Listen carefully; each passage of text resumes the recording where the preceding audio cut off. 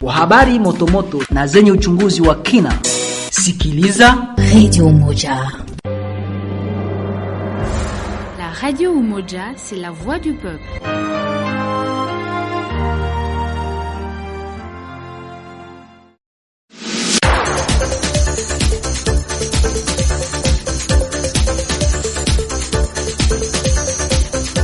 Mesdames et messieurs, bonjour et bienvenue dans notre journal.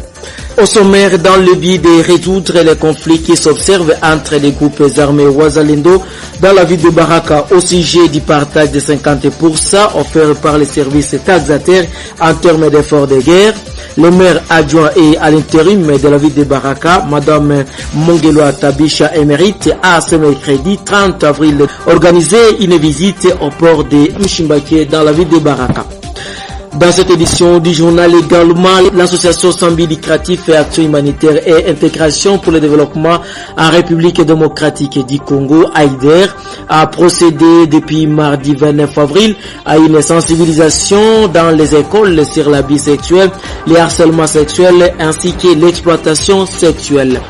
Et également dans cette édition du journal, à l'occasion de la journée nationale dédiée à l'enseignement célébrée ce mercredi 30 avril en RDC, les enseignants de la sous-division FIS-M dans la province éducationnelle Sud-Kivu se sont encore prononcés de continuer leur mouvement de grève jusqu'au paiement de leur salaire par la Caritas.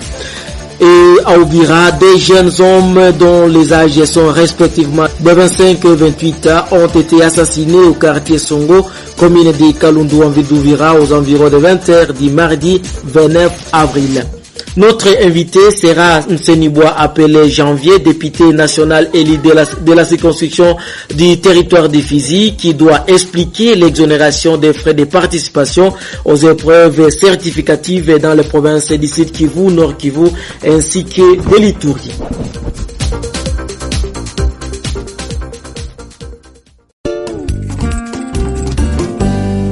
Radio Umoja. Mesdames et messieurs, voici les détails. L'association sans but lucratif et action humanitaire et intégration pour le développement en RDC, AIDER, a procédé depuis mardi 29 avril à une sensibilisation dans des écoles de la ville de Baraka sur l'abus sexuel, le harcèlement sexuel et l'exploitation sexuelle. Pour savoir l'objectif de cette sensibilisation, Alfred Baganda, il est chargé de la sensibilisation au sein de AIDER. Ses propos ont été recueillis au micro de la RCIB. Nous sommes venus ici pour la sensibilisation de la PCA. La PCA, c'est la prévention contre l'exploitation et l'abus sexuel. Nous sommes venus sensibiliser les élèves vu de la situation que nous traversons aujourd'hui. Notre sensibilisation a eu lieu sous 3 thématiques. L'abus sexuel, l'exploitation sexuelle et le harcèlement sexuel. À l'heure actuelle, nous traversons tous une situation terrible. Alors, après cette catastrophe, il est normal que beaucoup d'entre nous cherchent de l'aide dans différents coins. Alors, il y a des organisations humanitaires, des personnes intentionnées qui veulent vraiment aider. Mais attention, il y a des personnes qui pourraient essayer de profiter de votre situation pour vous aider. Si on vous offre une aide à condition, vous êtes libre de dire non. Et alors pourquoi vous avez ciblé les écoles? Nous avons ciblé les écoles parce que les personnes les plus vulnérables sont des petites...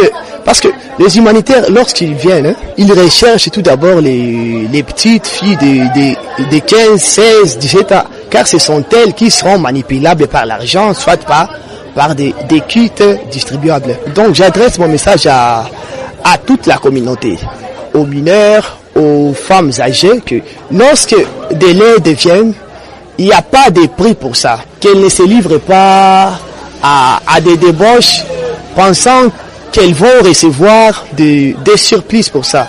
C'est dangereux. Les motocyclistes membres de l'association Apromotco dans la ville de Baraka et territoire de Fizi appelés à un point donné comme argent de contribution à la barrière érigée par une autre association de motards au pont sur la route menant vers Mandiga.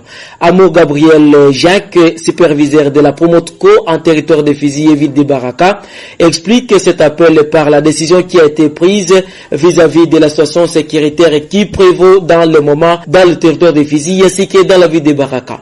Après le rétablissement de la paix et sécurité dans l'espace, cette barrière reviendra, a-t-il montré dans un entretien avec la radio communautaire Umoja. Restons toujours dans la ville de Baraka. L'analyste politique Fundi Tambo Biton pense que l'État congolais doit continuer à faire la guerre, à combattre l'ennemi et ne peut compter sur les différents accords qui sont en train d'être passés pour rétablir la paix à l'est de la République démocratique du Congo. Ces propos dans cet élément d'entretien avec Ngena Saïdo Gisle. Il faut que nous soyons prudents, nous, les Congolais. Ce n'est pas à accepter de n'importe quoi ce qu'on a dit dans la conférence. Nous sommes d'accord que ça peut faciliter la tâche, mais il faut que nous soyons un peu malins. Vous savez qu'il y a les M23 qui progressent toujours. Il y a déjà le dialogue, mais elle progresse. C'est qu'il veut conquérir pas mal de places. Lorsque nous irons maintenant au dialogue, ils auront au moins un mot à dire qui est un peu pesant, parce qu'ils ont conquis une grande partie. Ça va donner le pouvoir à ces gens, les M23. Ils peuvent riposter ou pas? Nous avons déjà une grande partie de l'Est, quoi. Vous voyez, ils seront vraiment fiers comme un parent. Alors, ça c'est pas bon. Malgré qu'il y a le dialogue, il faut que notre armée congolaise progresse toujours avec la bataille. Sinon, nous serons les perdants. Je souhaiterais que le Bazalendo, qui progresse toujours pour conquérir une grande partie, il serait mieux que Bukavu soit récupéré par le gouvernement. Ça vraiment, on pourrait se mettre dans un bon pas. On n'est pas encore sorti dans cette ville cosmopolite dans le but de résoudre les conflits qui s'observent entre les groupes armés Wazalendo au port de Mchimbake au sujet du partage des 50% offerts par les services taxataires en termes d'efforts de guerre. Le maire adjoint et à l'intérim de la ville de Baraka, Madame Tabisha Mongelwa émérite, a ce mercredi 30 avril 2025 organisé une visite au port de Mchimbake dans la ville de Baraka. Madame Tabisha Mongelwa émérite et ses propos sont recueillis au micro de Taïse Oulonja Kakozi. La mission de notre visite, c'est la continuité du processus pour la résolution du conflit de partage de ce qu'on appelle l'effort de guerre qui est récolté dans différents services étatiques. En fait, les différentes corporations de Wazalendo que nous en avons 9, 8 corporations se plaignent que CNPCC récolte les efforts de guerre et qu'elles n'en bénéficient pas. Alors, dans le processus de rétablir la paix et la sécurité, il y a des échanges et des discussions. Nous sommes venus ici au port pour rencontrer le groupe de 8 qui ont déployé leurs militaires ici au port pour imposer leur accès à cet effort de guerre. Le taxe est récolté. Il y a 2 jours, le service de DGDA avait fermé momentanément pour la cause de l'insécurité. Nous sommes en train de travailler en amont et en aval.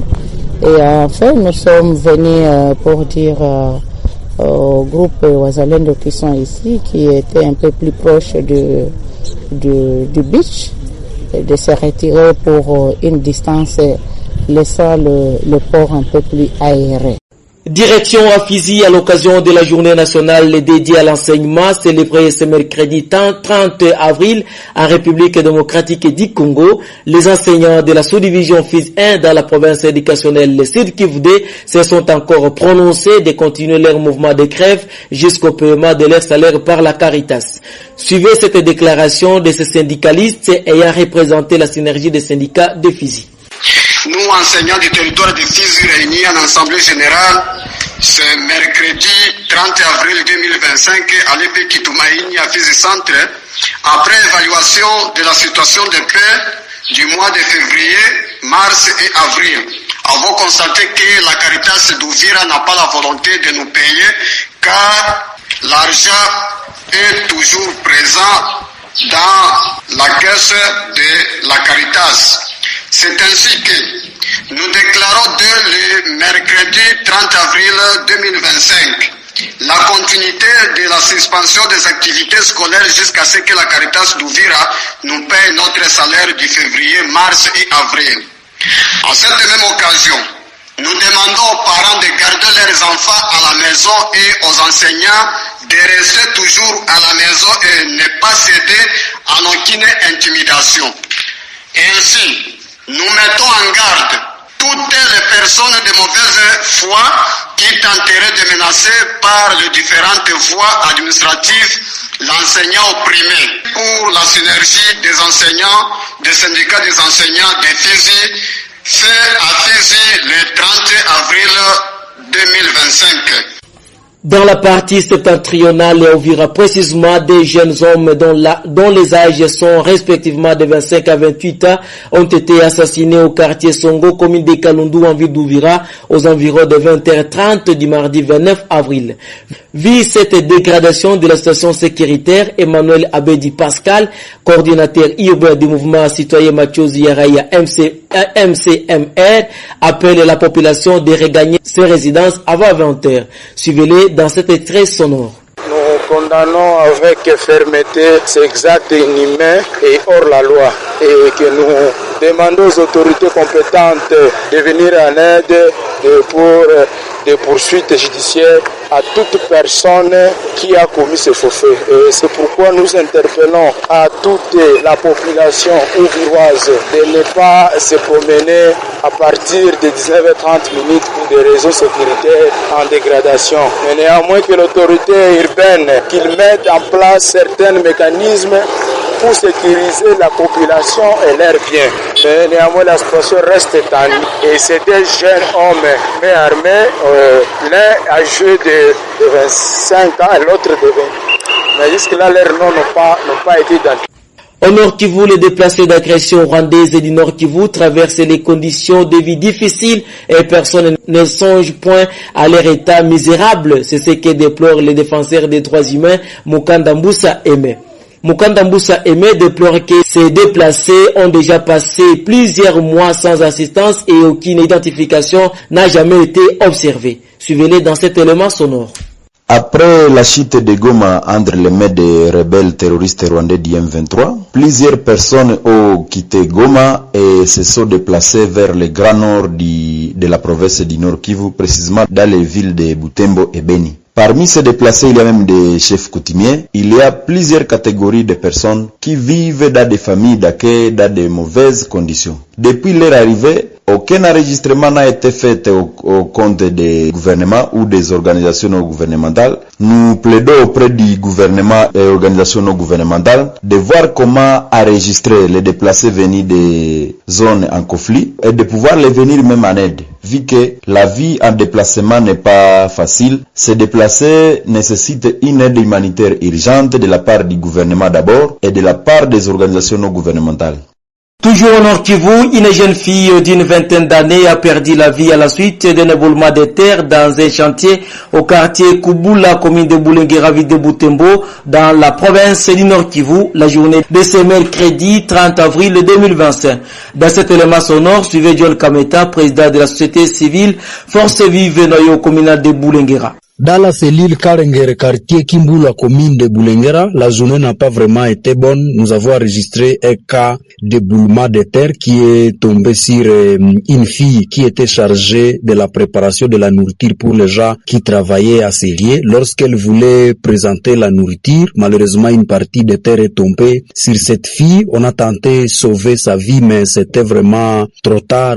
Sa mort était déjà vraiment déclarée. Il faut le dire que ce n'est n'est pas le premier cas. Dans un espace de moins de 2 mois, nous venons d'enregistrer des cas de déboulement de terre. Et donc, comme société civile, nous lançons un message particulier aux gens qui travaillent dans ce secteur, de rester vraiment trop vigilants, et surtout aussi à mesurer le degré de risque à ce lieu de travail, parce que nous avons souvent dit que la richesse que l'on puisse avoir à premier lieu, c'est la vie, parce que quand on a la vie, on peut réussir à faire autre chose. Pour mettre fin à cette édition du journal, les élèves finalistes de la province du Sud Kivu et Nord Kivu et de l'Ituri vont faire des épreuves certificatives gratuitement. Cette gratuité est acceptée par le ministère de l'Éducation nationale et nouvelle citoyenneté de la République démocratique du Congo après un plaidoyer fait par l'honorable Msenibois appelé Janvier, élu du territoire de Fizi, à l'occasion d'une plénière de l'Assemblée nationale du 11 avril 2025. L'honorable Msenibois appelé Janvier montre ici comment ce plaidoyer a été accepté. Je compatis avec nos frères qui se trouvent à l'est du pays, au nord Kivu, au sud Kivu et même en Ituri, et particulièrement ceux du territoire des Fizi d'où je suis élu. Il est vrai qu'aujourd'hui, la vie à l'est du pays devient si chère, et ce à cause de l'agression dont sont victimes de la part du Rwanda.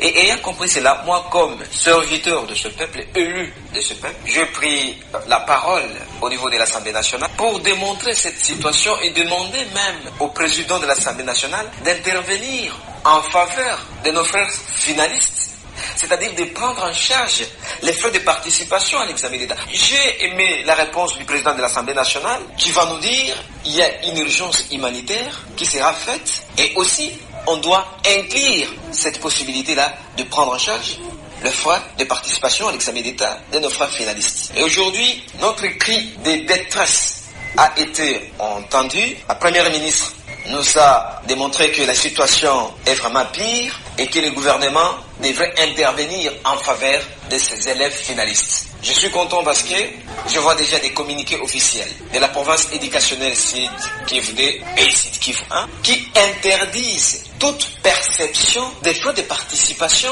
à l'examen d'État, aussi bien d'autres. Et ça, je remercie le gouvernement qui a consenti à notre demande en faveur de nos frères, demain qui vont passer l'examen d'État sans payer. Celui-ci sera l'invité dans l'émission Mazungumuzo ya Siku après nos éditions de journaux telles que nous l'avons annoncé dans notre sommaire. Faraja Mulumba Fomori, j'étais à la présentation. Merci pour une bonne écoute et bonne suite de notre programme.